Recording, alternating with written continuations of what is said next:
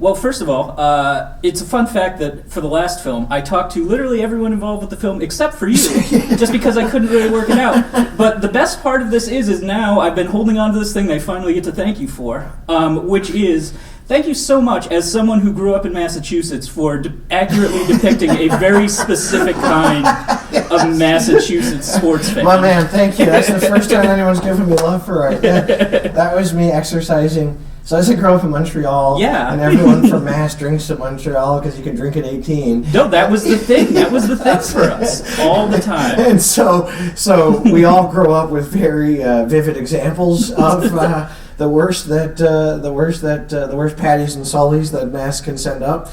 I am definitely exercising some demons, getting some frustration out. Well, which is funny because the first time I actually fell in love with the sport of hockey was going up to Montreal with my dad to watch a Habs and Bruins game. That's as good which a is like as you can ever see. It really is, and the one thing that I love about these films, especially with this one, the way that you sort of captured it, is you really capture what it's like to sort of be there in the moment with a crowd like that, and it's really hard with like a film like this, especially a comedy where you have to keep it snappy and light to make sure that energy level stays up. So what was it like for you as a filmmaker, sort of tapping into your love of hockey and trying to make sure that these people on the ice and in the stands stayed energized the entire time? Well, thank you for saying that it was exciting. That was like something that was paramount amongst our concerns, especially considering we shot every hockey sequence with a total of 25 extras.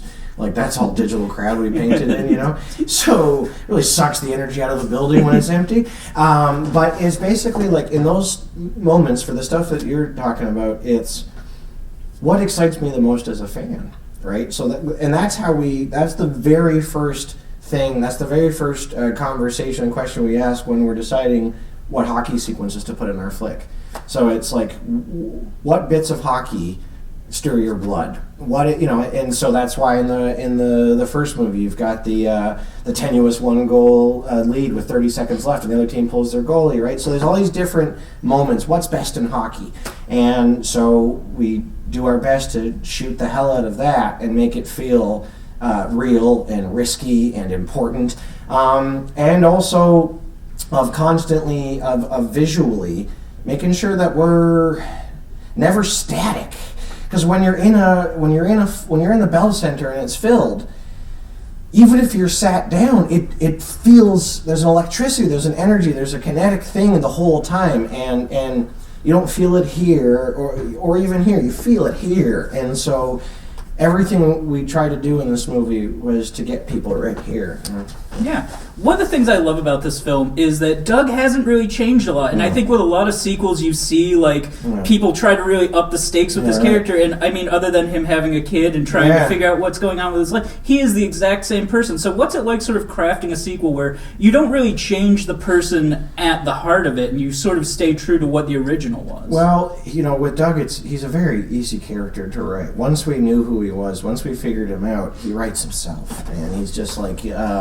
he's just so kind and moral, and everything is on his sleeve, and he talks kind of old-timey, and he's not particularly bright. What we dug in this one was, so in the first one, he's the one that goes about affecting all of the change. He's the same guy from A as he is at Z, and everyone else is better for having met him. In this one, we were like, what does it look like when pure of heart Doug starts falling prey to selfish stuff and has to lie? So seeing what Doug Glatt thinks is a good lie is the thing about the insurance festival, and then she just leaves. So there's something funny in watching Doug put together a lie because he's the most moral, honest, open guy there is. And I thought it was interesting dramatically to what does it look like when that guy it's got a devil and an angel, right? He feels obligated, loves his wife, loves the family they're going to have, but also loves the life that he had before, and the life that he has. And so that sort of, he walks a tightrope, and I think that that's part and parcel with, a relationship that's been going for a while. In the first one, boy meets girl, boy meets hockey, so everything is readily available. The answers, the lessons and stuff. In this one, everything is loaded. It's a bit more of a gray area. It's boy married to girl and boy married to hockey, and the answers aren't as obvious, right?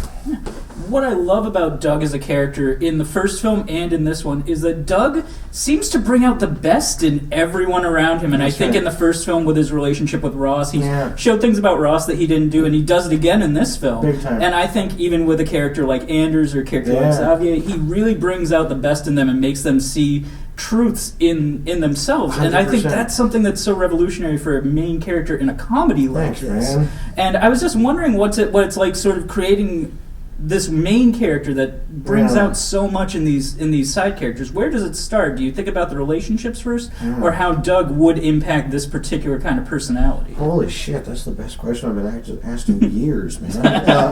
Wow. No, it's like we write everyone's movie. And so when we were writing the script and when we were cutting the flick, we'd often do versions that took other characters out. So we would do a version of the movie that was just Eva's movie, and we would do just Anders' movie. And so everyone is in their movie, and everyone has their ambition. What's most interesting and best is when their ambition is in direct opposition to Doug's. And because Doug has no artifice, and there's no social construct with him whatsoever, he's just there, it makes the characters around him slightly more earnest and uncomfortable. And because he's such because his heart is so visibly on his sleeve, it forces everyone else's to make their way there as well, you know. And so the effect that Doug has on Anders is, Anders, he ends up being a mirror / this unattainable thing. Because the people like Doug more than they'll ever like Anders. There's something to do. There's something with that crowd. There's something about him that he can't get, and it drives him up the bloody wall. So, but it all starts with Doug. It's Doug's story. Yeah, awesome. Thanks.